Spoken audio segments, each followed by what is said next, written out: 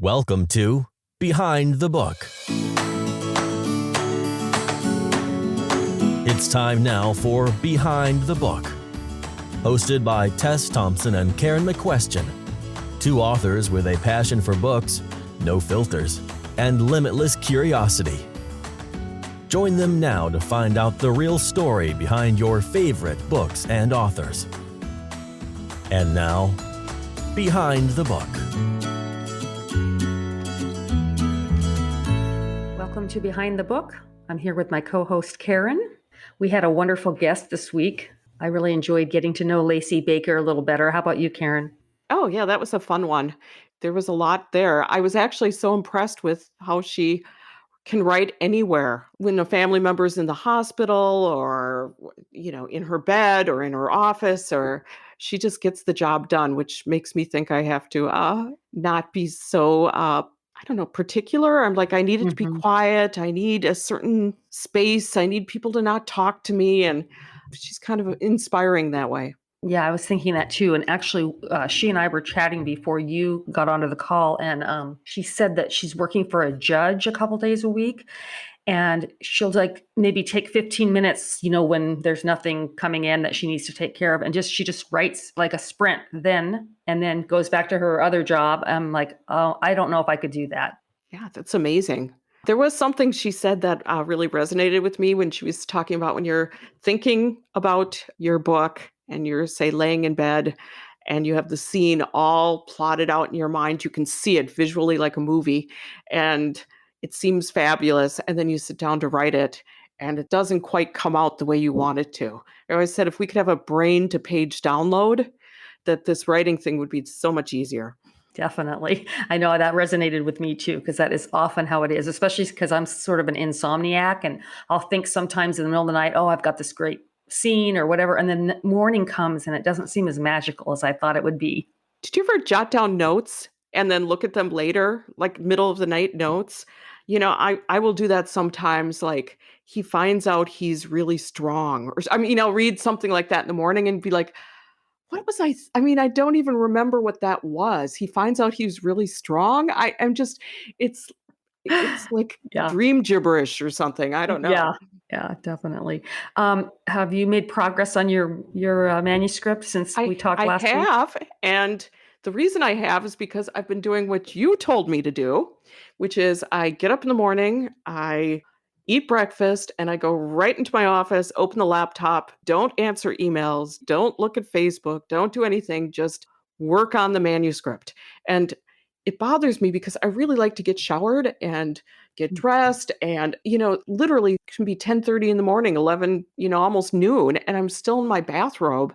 It just feels wrong. But it's been really a boon for my productivity. So I want to thank you for that. Great. Oh, I'm glad you tried that. I mean, it doesn't work for everybody. And actually, I was just talking to somebody the other day and she was saying the opposite of she needs to take care of all her business stuff so that her mind feels free to then go do the creative work. So I think everybody has their own system. Well, definitely. But this really worked for me. I think it's because I haven't let the day or other things intrude just yet. And I can just really focus on that. And maybe even that my brain was working on the story a little bit so that when I come to the page, the ideas are a little more free flowing. Yeah, I love that. I think that's great. Hello, everyone. Tess and I are excited today to have Lacey Baker with us. She is a Maryland native, a wife, mother, nana, and an author. Family cookouts, reunion vacations, and growing up in the church have all encouraged Lacey to work towards her dreams and to write heartwarming and inspirational stories about the endurance of family and finding love. She is the author of the Sweetland series and Hallmark Channel original movies, A Gingerbread Romance, and Christmas in Evergreen Bells Are Ringing. Welcome, Lacey. Hi, thanks for having me. Oh, we're so glad you could make it. Well, this is something that we ask every guest. How did you become a novelist, and which of your titles was the first one published? So I've always been my family will say controlling, but I'm not going to own up to that word. I'm just going to say that I like things my way. So I used to read books all the time. I started with reading my mother's Danielle Steele books. And what I found at the end of the books was I always wanted the story to end differently. Like I always felt like I would have done this different. I would have done this, or I would have done that. And when I got into high school, it was like, you could just write this stuff down yourself because these authors aren't doing it right. I really did feel, I was like, they aren't doing it right. By that time, I was reading Nora Roberts. I had read all of the young adult stuff. And I was like, they just are not doing this right. So I just started like just writing little stories. But for the longest time, nobody read them. I didn't let anybody read it. It was just like really for me, just to show myself, see, this is better. But I wasn't trying to let anybody see that. And then I started working in law firms. And I was at this one particular firm where it was really, really boring. And like literally, I sat at the desk all day. The phone didn't ring. Like I did nothing all day. And there was a receptionist there. She did nothing all day. And so I started writing this play. And I would let her read pieces of it. And so this is what we did all day. And she was like, this is so good. Where's the next page? Where's the next page? And then I'm all pumped up. I'm like, oh, yeah, this is fun. This is nice. And I just kept letting her read it. And then my husband found them in the closet and then he's reading it. And now I have 2 readers. I'm like, oh, people like this. But it never occurred to me to become a published author. It never occurred to me to write a whole book, submit it. I didn't even know how to do those things. Until, unfortunately, my oldest daughter was sick and she had to come home from school. And so I had to quit my job and stay home with her. And a tutor would come to the house for a couple hours. And while the tutor was there, I would just write. I was like, well, I'll just start another story. I'm writing this story.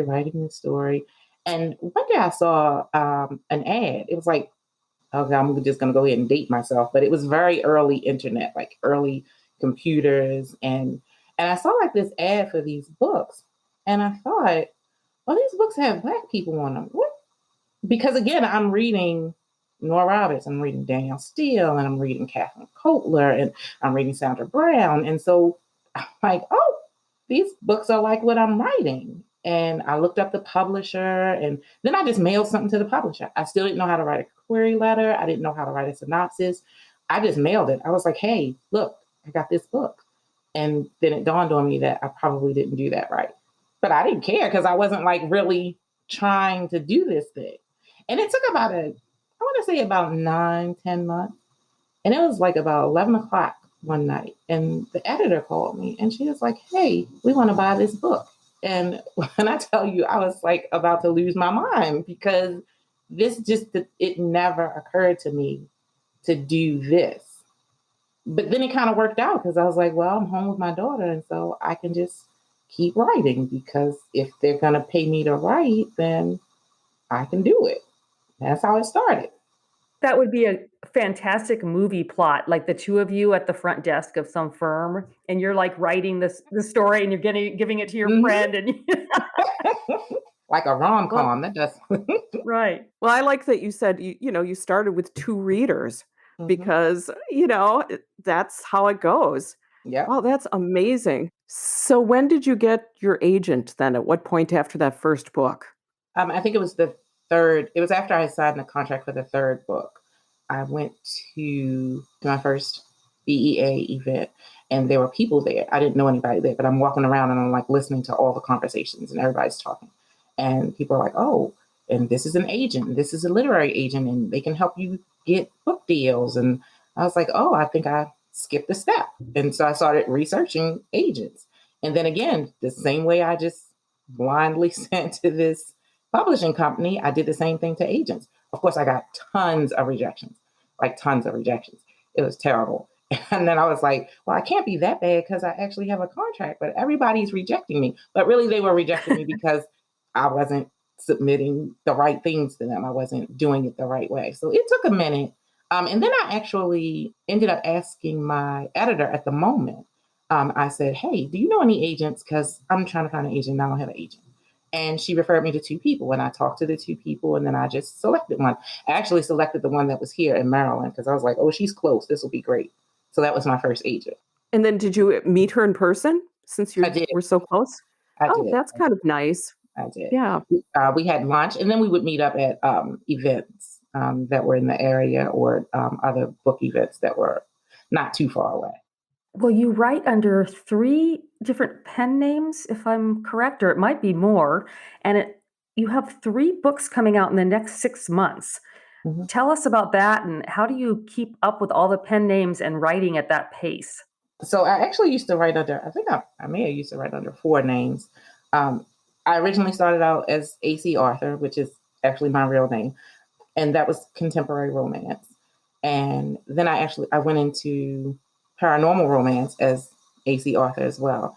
Then I wanted to write more explicit, like erotica. And I did that for some ebook publishers when Alora's Cave was around. So I came up with this. I was like, oh, I need like a stripper name. And so I came up with this name. So I came up with Sapphire Blue because blue's my favorite color and sapphire is my birthstone. So I was like, oh, that's great. So I wrote erotica as Sapphire Blue. And then, I just kept writing and writing. And my daughter, when the whole Twilight phase came through and my daughter was reading Twilight, and she's like, well, Mommy, I don't know why you don't write young adult books. Why don't you write books for teenagers? So I wrote a book for teenagers. Obviously, I couldn't write that under AC Arthur or Sapphire Blue because then I'd have teenagers picking up the backlist for AC Arthur and Sapphire Blue, and they'd be all traumatized. So, so I decided that wasn't going to work. So I actually used my real name. I used Artist Arthur for my young adult books. And then Lacey came along when the editor who I was writing Paranormal for suggested, she's like, I just have this idea about these puppies and this family. And it's like, it's more of a small town romance. It's not really AC, but I think you can write it. And I was like, sure, I can write it. I'm always thinking I can write anything and fooling myself all the time. And I was like, sure, let's just do it. And then we were like, you definitely can't write this as AC because it's so different. And so the concept behind that, I wanted the name to be Whitney because I love Whitney Houston. And she was like, yeah, I'm going to say no to that because the W's are all the way at the end of the alphabet. And we want your books to be seen first on the shelves. So we want you, like you have AC Arthur, you have the 2 A's. And so you're always at the front. So we want you to have something that's going to be at the front. So my alternate to Whitney was Lacey. And then we came up with Baker. So that would still be up at the front. And how do you keep up It's your a lot. writing schedule then? It is a task. Let me tell you. I have this color-coded calendar that one of my agents used to laugh at all the time. Sometimes I think she used to ask me to send it to her just so she could laugh at all the different colors all over the calendar. It's a lot, but I think the thing that keeps it still fun for me and not necessarily this begrudging type of work is that I like to read different books. I like to read in different genres. And so I tend to write the same way. So if I'm writing a paranormal book that's about 90,000 words, by the time I've written that book and done developmental edits and done copy edits and done line edits and proofread that book, I am so ready to not see paranormal again. And so I can go over and I can write a Lacey book where I'm just talking about puppies and cake baking contests and things like it. So it kind of gives me a breather. Like I can jump back and forth the same way I jump back and forth when I select a book to read, which is why I keep the madness going. I know my family is like, you really are insane to do this, but that's why I keep it going, just because it keeps giving me something different. It keeps giving me something new to look forward to. I love that. And, that goes contrary to what they usually tell authors, which is to stay in your lane and, stay in your niche, your genre. Mm-hmm. But Mm-hmm. I tend to do the same thing you do, which is write kind of in varied different types of stories. And I find it sort of feeds my creativity. And like you said, it gives me a break. One of the things I noticed when I was looking at your catalog of books is that you have 2 novels that were, correct me if I'm wrong, they were Hallmark movies first, and then you novelize them, which is kind of the opposite of how authors think. Usually we think that, you write the book and they turn it into a movie. So that fascinated me. What was the process of doing that? So things always happen to me so weirdly, like the Hallmark movies, I've always watched Hallmark movies. Really, I started watching Hallmark movies in 2017 when I had surgery. And I was in the hospital recovering. There were like 4 channels on the TV in the hospital. One of them was Hallmark, and the surgery was on November 17th. So, they were all into Christmas at that time. And so I'm just laying in this bed watching all these movies. And I was like, oh, these are Hallmark movies. Like this is the craze. This is like, I'd heard about it, but I hadn't really sat and watched them. And so when I came home, I was still bedridden for like 6 weeks, and my TV stayed on the Hallmark channel for 6 weeks, because what else am I going to do but lay here and watch Christmas movies? So when they started Hallmark Publishing, I knew, oh yeah, I'm about to write a book for them, because I've watched 8 billion of these movies, so I can clearly do this. So I submitted to them. And then maybe a week or two later, I got a message from the editor.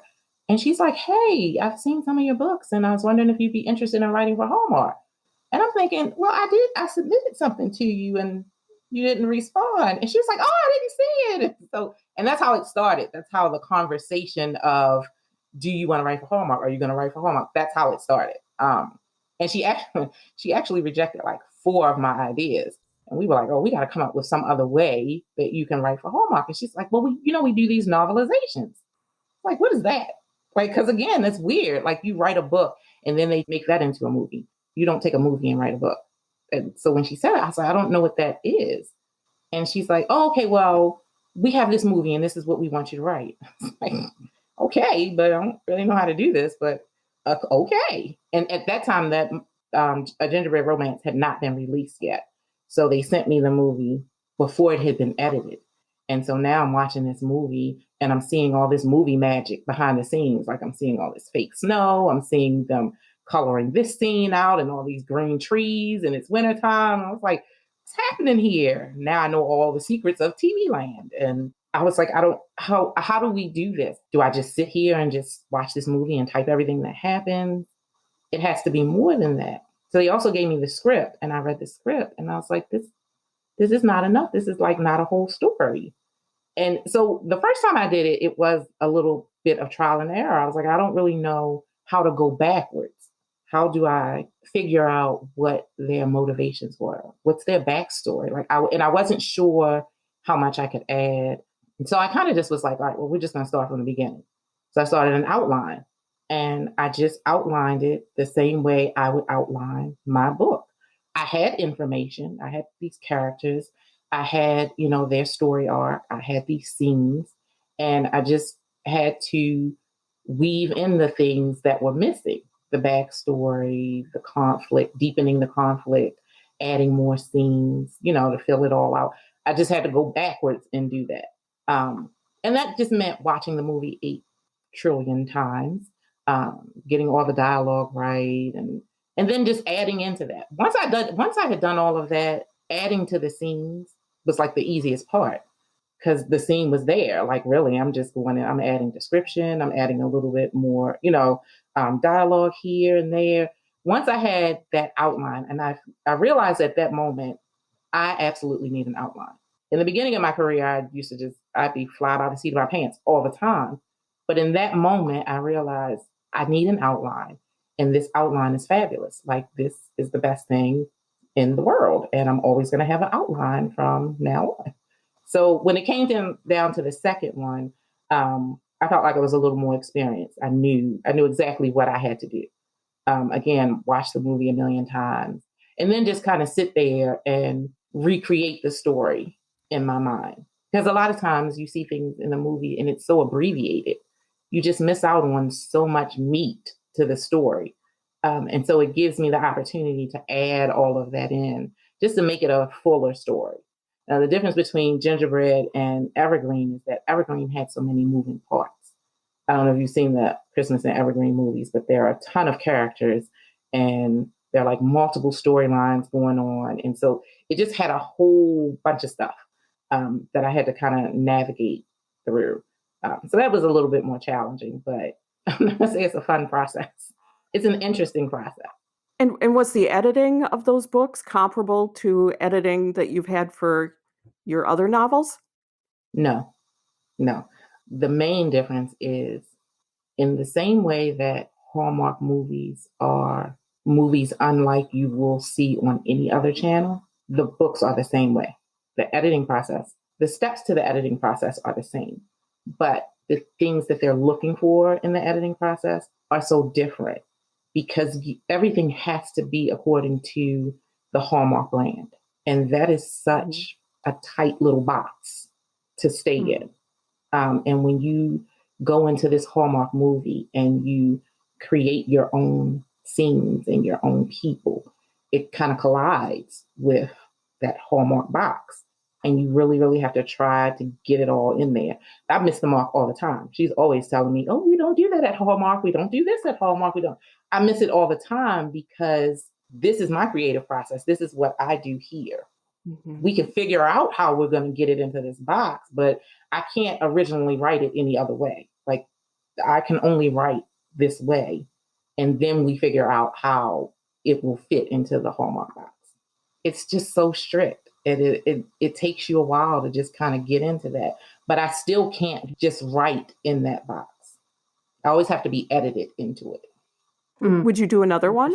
Another Hallmark novel? I'd really, at this point, prefer to do an original story of mine versus another movie. I try to never say never, but I really would like to do an original story now. But again, even that process can be, it's really strict. The submission process for authors to any publishing house is always a gamble. But submitting to Hallmark, it can be a little stricter, even for someone who's written these books. Like you would think I've written these books and it should be easier for me. And there are just so many points that you have to hit every single time. And it's challenging. I keep trying because, I'm like a glutton for punishment, but it's challenging. Yeah. Well, and I'm sure it takes away from whatever you're working on, one of your own stories. It must be challenging too, because you have your own projects that you want to work on, and there's only so many hours in the day. So deciding, do I do another one for Hallmark or do I do one of my own? It seems like it would be a hard decision. It is a really hard decision.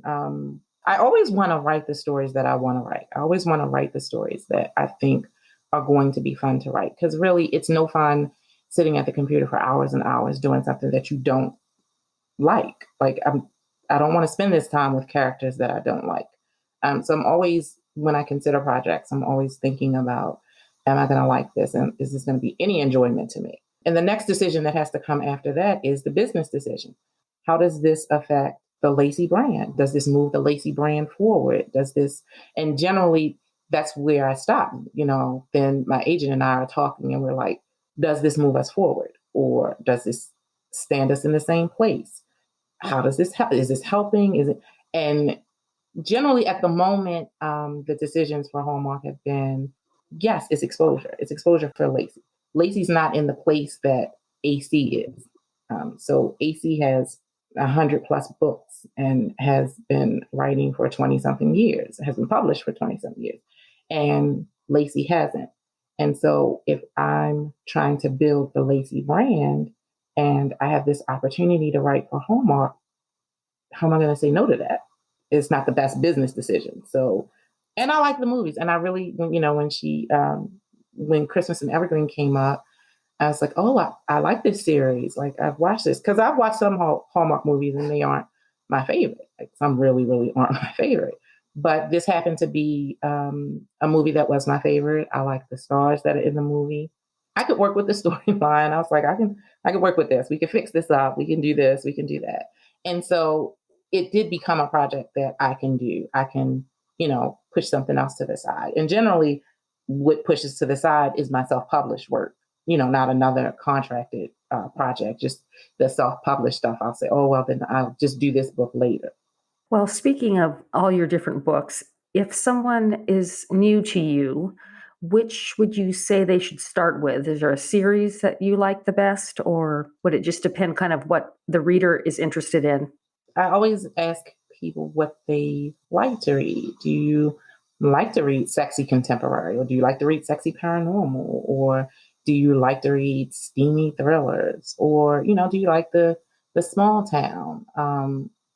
And then from there, I can give recommendations. If I would have to give a recommendation as Lacey, I'd say start with a gingerbread romance or start with Homecoming, the first in a series. I try to not tell people to start with the first in a series, and I know that's not great marketing. But I find that sometimes people get intimidated by a series. They feel like, now I have to be committed to reading 25 books. I don't want to commit to that. I just want to read the one book. So I like to have, it's good to have standalones too. So you can, if somebody's not really interested in series, and I can say, hey, yeah, you can go ahead and read a gingerbread romance that gives you a taste of, even though that was in the city, but it still was like a small town feel. A holiday romance gives you a feel of what Lacey writes. As AC, I would say you can start with Love Me Like No Other.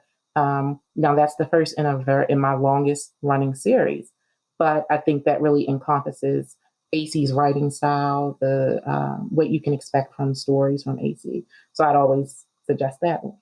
So what does a typical writing day look like for you? Because obviously you're prolific. So I'm guessing you must be very disciplined. No. Oh. I keep giving myself pep talks about being more disciplined. Like, you got to get it together, girl. I write in the middle of the night because it's quiet. Nobody's asking me for anything. Phones aren't ringing. So I'll generally get up around 3 or 4 and I'll write. And I'll do that until about 5:30. I have a day job. So about 6, I have to start getting people up and getting them out of the house. Clearly, this was pre-pandemic. But even in the pandemic, I'm still getting people up because my husband and I were both working from home. So I still had to get them up and be like, yeah, okay, it's still a work day, even though we're home. And then I'd get into the office. I was always in the office early. I would always be the first in the office. And so like if I'm on a deadline, I would do a little more writing before everybody started coming in. And then I'd get to work. I'd squeeze in writing at lunch.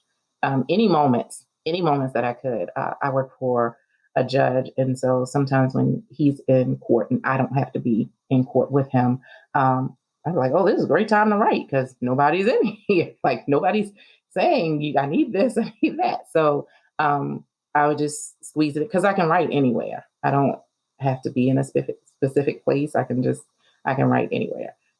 So I try to squeeze it in. I cannot write at night. I'm so horrible. When I come home from work, it's the end. It's just like, it's the end of the day for me because I've been up so long. When I get home at like 6, it's like, yeah, I really can't even try to think about what we're having for dinner, but we do need to eat. So let's just eat something and then I can just go to bed. And I'm usually in bed by 8 because I'm done. And then I start the process all over again.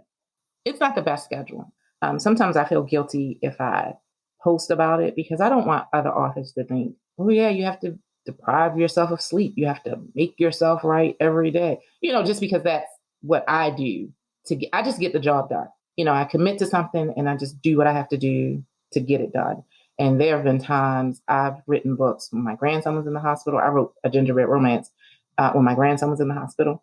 And I wrote a book last year. My daughter was in the hospital. Like if I feel like if I commit to something, I'm going to do it. And whether that's committing by signing a contract or just announcing a release date for a self-published book, I'm just going to try my very, very best to do whatever it takes to get you that book because I can sleep after it's done.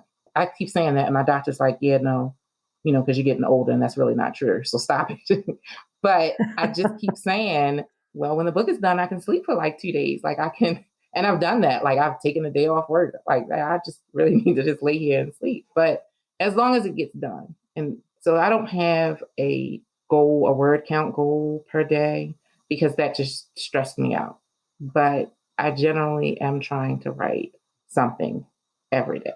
Today, I think I've written, about 4,700 words. I think you're going to be inspiring. Oh, I'm sorry. Go ahead, Tess. I was just going to ask her if there was a part of writing that was easy or is there a part that's hard or is it all kind of the same? It's all hard. It's all hard. I used to think coming up with the idea was easy, but now that I'm so many books in, that's not even always easy. Like ideas aren't as fresh now. Like I'll think of something and then I'll be like, oh yeah, I'm going to write that. And a few minutes later, I'll be like, okay, didn't you do that in this book? Or didn't somebody else have this conflict? Or this sounds just like her. And so then I'm like, oh, I got to start over with this idea. And so all of it just really seems like part of the job now. Starting the book is hard. I don't know. I always wonder, well, when is the fun part? Where do we get to the fun part here? I think the fun part for me is I love seeing the book covers. I don't know. So seeing it completed is the joy for you.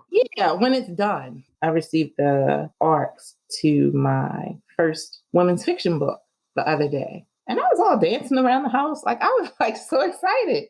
But when I distinctly remember when I was writing the book, I was like, oh, this is horrible. Like every word is horrible. And I don't know why I told them I could do this. And I really can't do this. And this is horrible. And this was every day.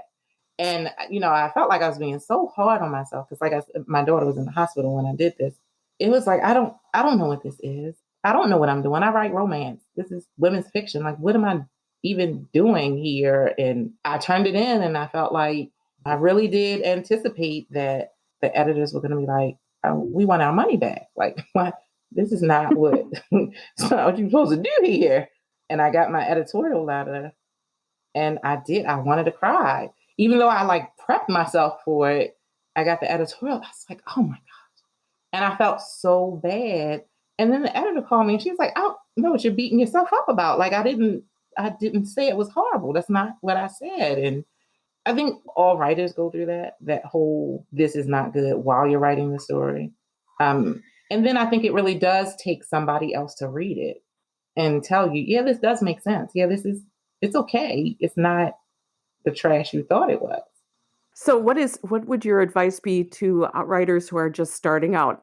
I would say keep going. Just keep going. And I tell myself that. So I would say that to new writers, but I tell myself that all the time. Just keep going. Get to the end and let somebody else look at it. And what's bad can always be fixed. But you can't fix it if it's not done. Work with it from there. And sometimes you get it done. I've written stories. I have so many stories that I've just written and it's just we're not even going to try to fix this. Like, this is crazy. And you wrote it anyway, and it can sit there and that's okay because I finished it. Like, it's done. Like, I'm not saying I have these half stories sitting on my computer. I have whole books on my computer that just, aren't ready to see the light of day. And that's okay because I know that I finished it. Is there a writing book for aspiring writers that you recommend or that was really helpful to you? Yeah, so I wrote that down. And Romancing the Beat by Gwen Hayes.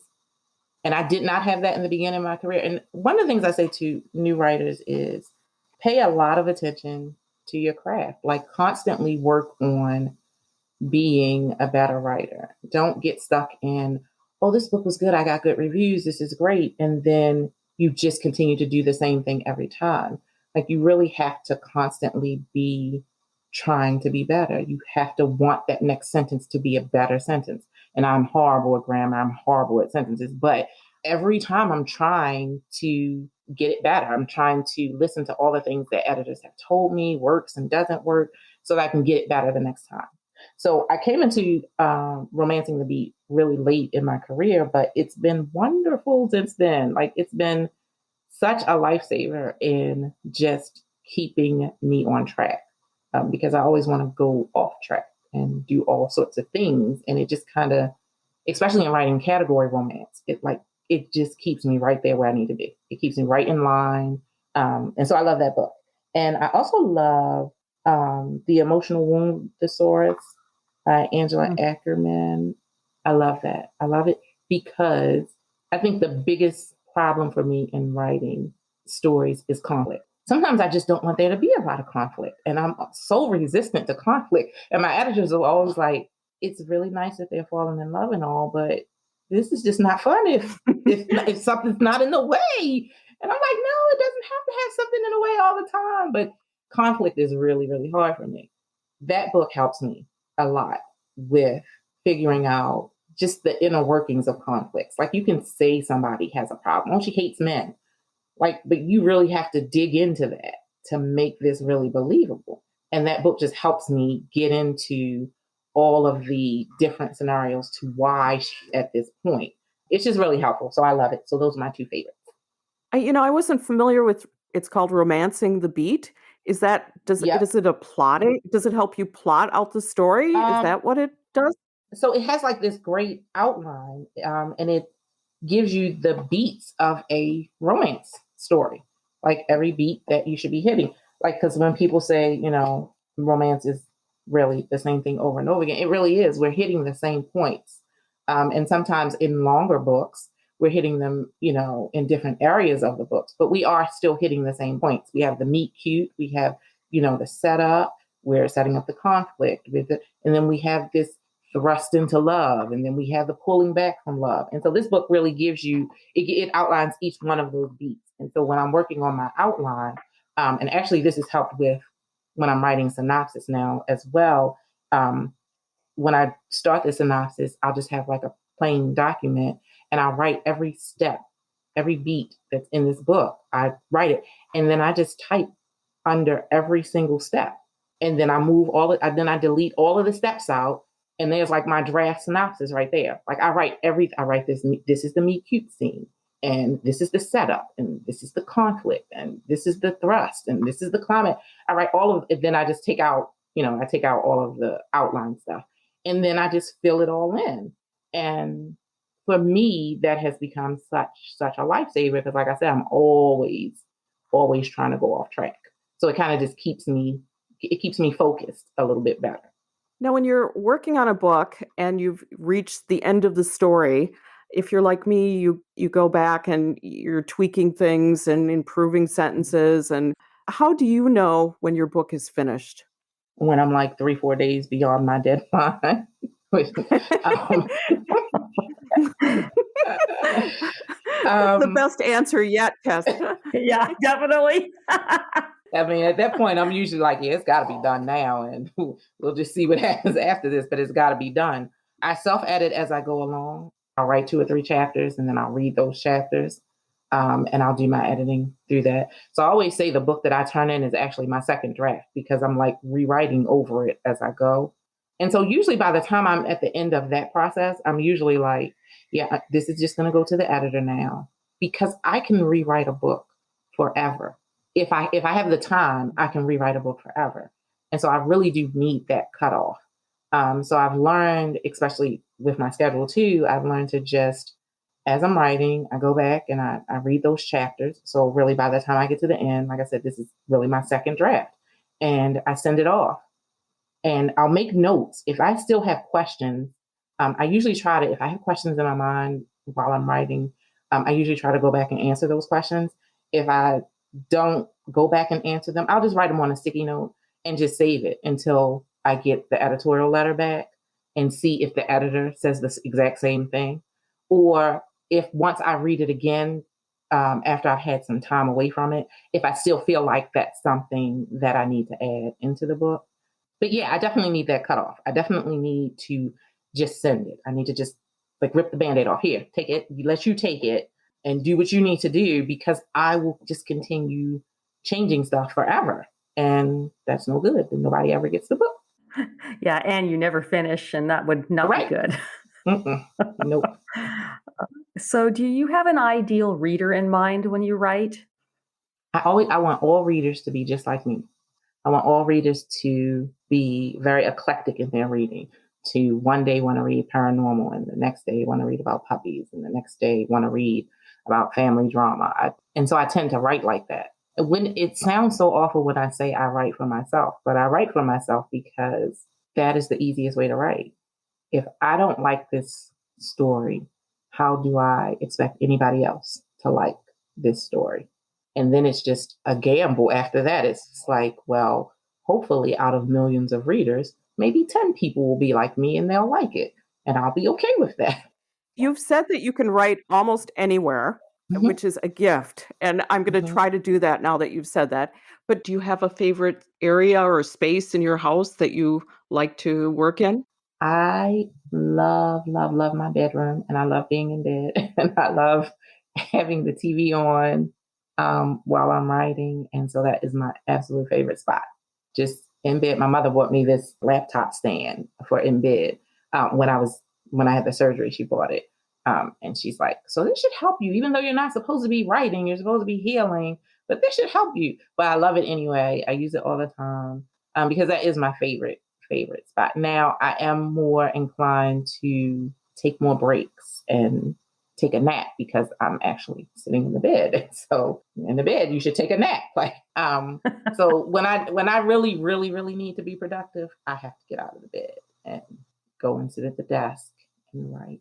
Sometimes I like to write at work because it's a different environment and I always feel so much more disciplined there. Well, probably because I'm supposed to be doing my job, not writing this book. But it's like in that atmosphere, like I'm just, okay, I'm here to work. And so let's do this work.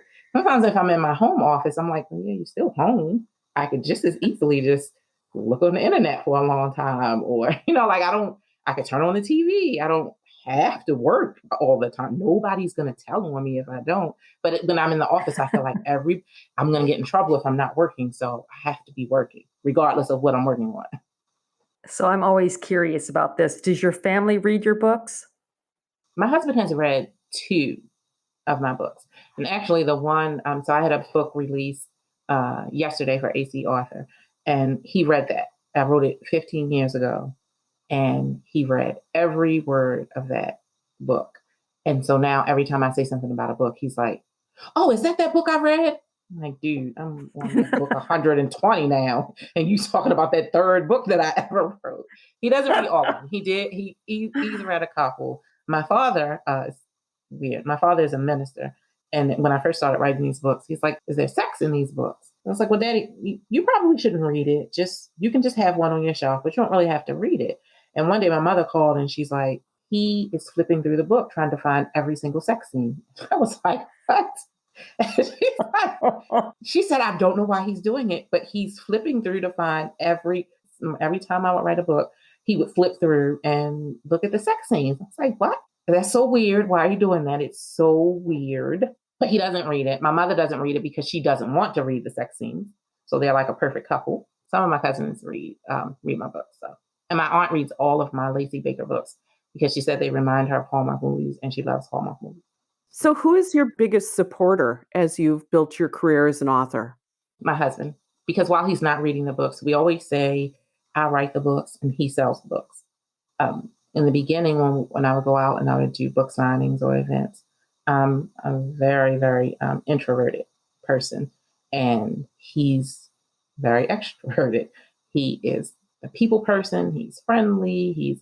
And so I'd be at book signings, at bookstores in the mall, and people would just be passing me by because I'm not saying anything. I'm like sitting at this table like, okay, well, maybe they'll come over. Maybe they'll say something. And he's all out in the mall. He has books in his hands. He's pulling people out of the mall to bring them in the store. So early on, we developed this partnership. Like, I'll write these books and you have to go everywhere and sell these books. And that's exactly what he does. He goes to all the conferences. He goes to all the signings. And he's right there selling these books, talking about these books. He's at work selling. He wore I always get these shirts made up for the books. And the one that had the cover of this guy, Dane, on it. He wears that one because people always look at the cover and say, is that you on the cover? And he's all excited and it's not him on the cover, but he loves the fact that they're asking if it's him on the cover. But like he wears them to work. He bowls on the bowling league. He'll wear them to the bowling league every now and then just to get the conversation started about, hey, my wife writes books. So he's constantly selling these books. So he has always been my biggest supporter. Is there anything that someone has said that was a negative at some point in your career that fueled you to want to prove them wrong or make you succeed even more than you already have, which has been substantial? So very early on, even though the first publisher that I wrote for was a Black-owned publishing house, when I would go out to do book signings or when I would try to book signings, there was this one store rep. And she said, sweetie, I read your book and it was pretty good, but you'd do a lot better if your characters weren't Black because nobody wants to read Black books. And Here's the thing is I've been Black all my life. I don't know how to be anything else. I'm used to these types of attitudes. At the same time, when it's directly aimed at you, it throws you off. And I felt like, I'm writing these books and people are buying them. Like, no, I'm not a New York Times bestseller, but I mean, people are reading them. I'm getting reviews. And so I'm in my mind trying to tell myself that, but yeah, you are doing a good thing because people do like it. And you should write these books because somebody's reading them. But for the longest time, that was like a dark cloud over me. It was like, and so then when I would try to query different publishers and I was getting rejections, like in the back of my mind, that was always there. Every time I got a rejection, that was always there. Well, because you need to stop writing Black characters because nobody wants to read this. And it just kept replaying. It was like it was on loop over and over. And it's hard to write a book and then it's hard to write a book and in the back of your mind think nobody's ever going to want to read that book. Not because you can't write or not because you can't tell a good story, but just because they don't like the race of the characters. That's hard. It took me a long time to figure out that it just didn't matter. I'm going to write these books. And if 10 people buy it, then that's 10 people who will like these books.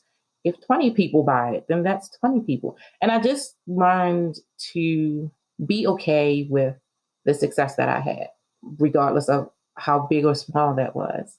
I just learned to be okay with it. But now when I write, when I get to like a new milestone or something, I'm always like wanting to call her back and say, hey, look at this royalty statement because nobody wants to read these Black characters. So I think that while it was harsh and it hurt when she said it, it has definitely been a motivator over the years. And what are you hoping that readers will take from your books? What's your purpose? I want people to see that there is joy and love in this horrific world that we live in. Like there are still possibilities and there's always room for hope because it's hard. It's hard. Like we've had a really hard year. In addition to the pandemic, there have been so many things that are going on and it's hard. Life is not easy, but there are fun times and there are highlights and there are things that bring you joy. And so I want to put those in my stories so that other people can experience it. What are you working on right now? Anything you can give us the inside scoop on? I am working on my second women's fiction, which I am deeply ensconced in the sophomore jitters. I figured I stumbled blindly through the first book and now I'm like in the second book and I feel exactly the same. I feel like I don't really know what I'm doing, but I'm just gonna write this. The difference I think for me in writing women's fiction has been there's so much more freedom than I feel when I'm writing romance. I'm not bound by that outline, like that romancing the beat outline. Like I don't have that in women's fiction. So I kind of like that. This book is about food and family and loyalty. So it's fun. It's really fun. The idea of it. When I lay in bed and I think of the scenes, it all seems fun until I sit at the computer and have to actually write them out. And I'm like, this is just not cool. But in my mind, the whole idea of the story is a lot of fun. And it's a lot of me in this book. Because like I said, my father is a minister. One of the protagonists, her father is a minister and she grew up in church and how those things ultimately affected her life. We have a big family and everything we do is around food. Like we're having cookouts and we're having card nights. Everything we do, it's always, as soon as we plan it, it's like, okay, well, what's on the menu? Like, it doesn't even matter. If you're coming over to see the new baby, it's like, well, what's on the menu? And so I wanted to have a story where I can incorporate that. So, while it is hard writing a book, like telling this story, so much of this story is a lot of my life. It's just things that happen within me and my family on a daily basis. So I'm really excited about finally getting to the finish line because it'll be something that I can say is a passion project. I don't have a lot of books that I call passion projects. My other books are my job. Like I love them, but they're my job. These 2 women's fiction books really have been passion projects. So I'm really excited for everybody to read them. Well, I'm excited to read that one. That sounds great. My family is also all about the food, so that made me laugh.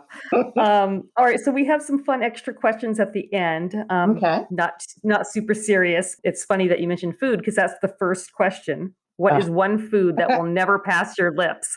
Spinach. Spinach, spinach, spinach. I hate it. One time when I was young, I told you we always had food in my family, and there's this big pot on the stove, and I walked in the kitchen. I think I was about 6 or 7, and all I saw was these greens in the pot, and I'm thinking, like, it's collard greens. Like, I love collard greens, and I'm like, oh, is that greens? And my aunt's like, yeah, it is. And I was like, oh yeah, I want some of those greens. I want a lot of those greens. And she picks me this nice big bowl, and I sit at the table, and I put that in my mouth, and the whole world just stopped. I was just like, I cannot. What is this? And I couldn't spit it out because my grandmother was in the kitchen, and if I'd spit that food out, that would have been the end. And I did not want to swallow it. I couldn't figure out how long I could sit there holding it in my mouth without getting sick or one of them saying something, but I could not swallow it. It was so disgusting. And she's just laughing and laughing. She knew. Even when I see her now and I tell that story, she thinks it's so funny. I was so devastated. I was devastated. So no, it's spinach. Spinach will always be the answer. Oh, that is awesome. All right. Who would you want to play you in a movie? Queen Latifah. Oh, she'd be good. Yeah. I love her. What superpower would you pick given the opportunity? Telepathy. I always assume I know what people are thinking. Sometimes I'm right. And it's probably dangerous to want to know what somebody's thinking. But yeah, I do want to know. At the end of your life, what do you hope you'll have accomplished? That I told some good stories, made some people laugh, made some people cry, made some people think, that I touched at least one person in one way. What is the worst job you've ever had? Well, I'll say what job I was the worst at. Okay. My first job, I worked at a pizza place in downtown Inner Harbor. And I could never cut that pizza straight. I could never cut that pizza straight. So people would be paying the exact same price for every slice, but then some of my slices would be too small. And then I'd end up having to give them 2 slices. And then the manager would be looking at me all crazy. And then he finally was like, look, just get on the cash register. And then I'm on the cash register, and then I'm confusing people's change. And I was the worst at that job. Everywhere finally he ended up saying, why don't you just stay here at the soda machine and make the sodas? And I made the sodas for like 2 years. If you could instantly become an expert in something, what would it be? I'd like to be able to sing. I can't sing. I sing like everybody sings with songs on the radio, but I'd like to be able to sing and it like really sound good. Like, I don't have to be like a Beyonce or Whitney Houston. I don't have to be like that, but I'd like it to at least be harmonious when I sing. What's your favorite scent? Vanilla. What is the most terrifying thing you've ever done? Had a baby. Yeah, that is terrifying. Had 3 babies. Yeah, and then you bring them home, and that's even more terrifying. Right. It's like, whose idea was this? I know, you think, they're sending me home with this baby. I don't know what I'm doing. Like, this can't possibly be legal. Neither time. Even after I got to the 3rd baby, it was like the whole thing was new. The pregnancy was different. Bringing her home was like, all of it was all different. And I was like, this is horrible. Who plans to do this? When people pronounce words incorrectly, do you correct them or let them know? No, because there are only like a handful of words that I can pronounce correctly. So I don't, and I might be correcting somebody and they're the right ones and I'm wrong. So no, I don't. If you could live your life over again, would you? Whew. I know. The instinct says to say no, just because I'm thinking about things like medical things that I'm going through now with my daughter. And so instinct would say no, because I would not want her to be going through this again.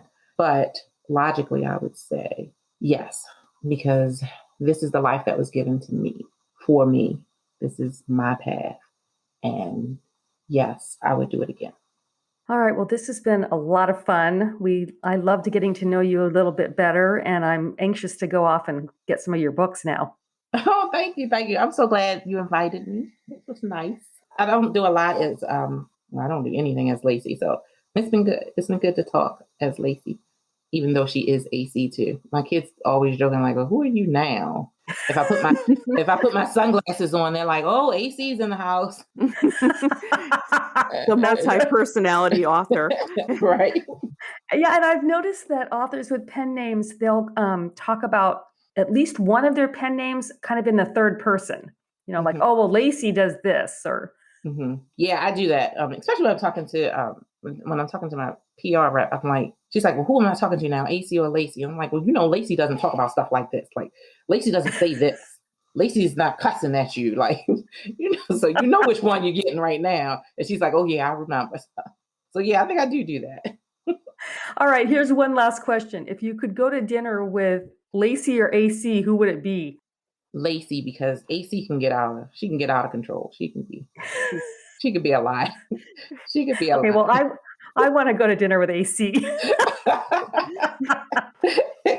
Anyway, well, thanks again, and we'll look forward to chatting again when you have another book coming out, okay. Either Lacey or AC. Okay, great. Thank you. All right. Thanks.